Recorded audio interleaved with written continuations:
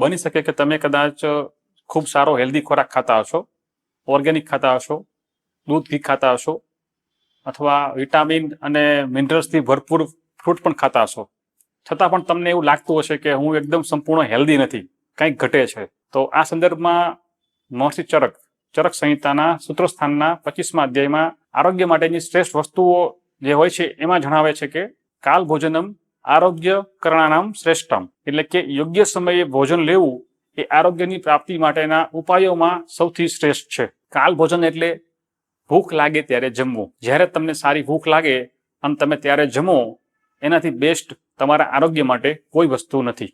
હવે જ્યારે આપણને ભૂખ લાગે છે ત્યારે આપણે જમીએ છીએ તો એ ખોરાક આપણને સારી રીતે અને ઇઝીલી પચે છે, અને ઇઝીલી પચવાથી એ ખોરાકમાંથી જ આપણને વિટામિન, પ્રોટીન કે બધું જ મળી રહે છે.